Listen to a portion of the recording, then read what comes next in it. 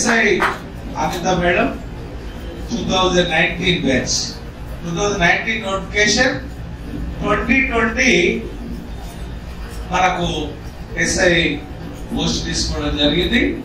ప్రస్తుతం మన అంబర్పేట్ PS లో SI గా పనిచేస్తున్నారు. సో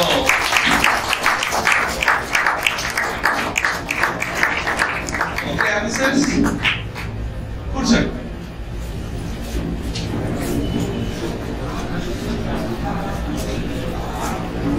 అయితే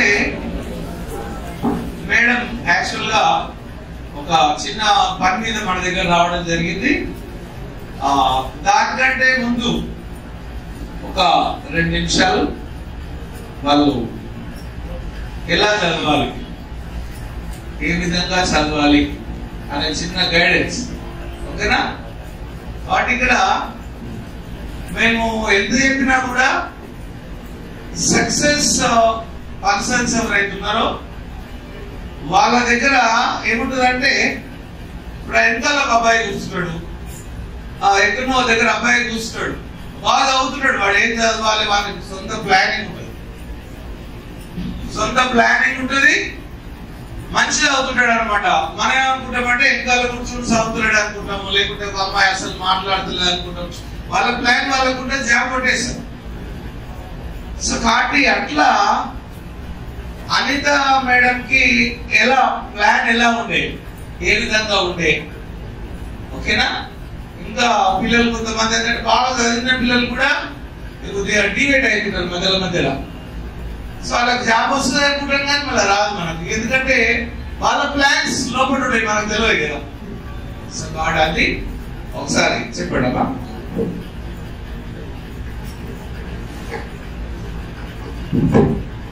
Good evening, all of you. నా పేరు Anitha, sub inspector of police, Hyderabad city police నుండి selected. Present Amberpet women PS లో చేస్తున్నాను, మెన్ సేఫ్టీ వింగ్. నేను ఇక్కడ HIPకి వచ్చినప్పుడు అసలు SI అవుతానా లేదా అనుకున్నా. నాది ఇంజనీరింగ్ బ్యాక్గ్రౌండ్ అనమాట. సో అర్థమెటిక్స్ చేసేదాన్ని, అంతే, జీకే 0 నాలెడ్జ్ నాకు. వచ్చినప్పుడు డైరెక్టర్ సార్ ఎలా చూస్తారో తెలియదు కదా. 1 వీక్ అసలు నేను ఎవరో తెలియదు. ఇక్కడ వీక్లీ టెస్ట్లు ఉంటాయి కదా, వీక్లీ టెస్ట్ అప్పుడు నాకు 100+ వచ్చి మ్యాథ్స్లో. నేను వచ్చిన 1 వీక్లో సార్ అప్పుడు నన్ను ఐడెంటిఫై చేశారు. వన్స్ ఐడెంటిఫై చేస్తే ఇంకా కంటిన్యూస్ మనం వెంటబడుతూ ఉంటారు సార్, ఇంకా చదవాలి నీకు వస్తుంది. మనకంటే ఎక్కువ సార్కే ఎక్కువ కాన్ఫిడెన్స్ ఉంటుంది.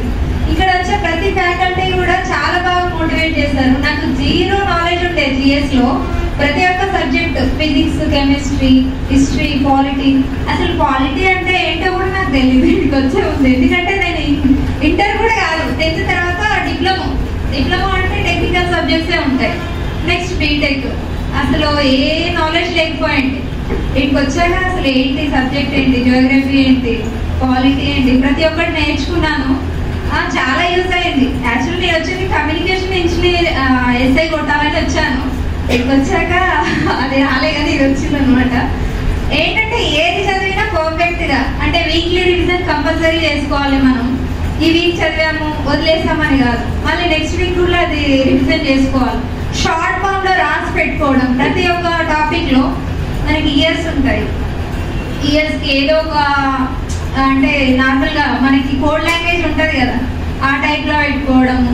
ప్రతి ఒక్కటి అంటే సీక్వెన్స్, ఇప్పుడు తెలంగాణ హిస్టరీ ఉంటుంది, దేని తర్వాత ఏదొచ్చిందని ఫ్లో చార్ట్ వేసుకొని సీక్వెన్స్ మెయింటైన్. తెలుగు మనకి నార్మల్గా ఇండియన్ హిస్టరీ ఉంటుంది కదా, దాంట్లో మనకి అసలు ఏ సీక్వెన్స్ దేని తర్వాత వచ్చి ఒక సర్కిల్ వేసి చెప్పడం నేను ఇక్కడే నేర్చుకున్నా. ఫస్ట్ షార్ట్ కట్లో ఎలా నేర్చుకోవాలనేది అప్పటి వరకు నాకు తెలియదు ఎంత ఉంటుందని కూడా. అలా మనం సీక్వెన్స్ లో మెయింటైన్ చేసుకుంటే వీక్లీ రివిజన్ చేసుకుంటూ. ఇంకోటి అర్థమెటిక్స్కి వస్తే ప్రతి ఒక్క టాపిక్ కంపల్సరీ డైలీ 1/2 అవర్నే చేయాలి.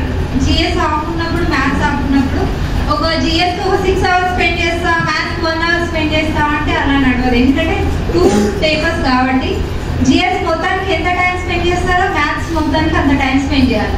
మీరు ఫర్ సపోజ్ మార్నింగ్ ఇక్కడ 8 to 8 క్లాసెస్ జరిగాయి అనుకోండి, 12 hours ఇక్కడే పోతుంది.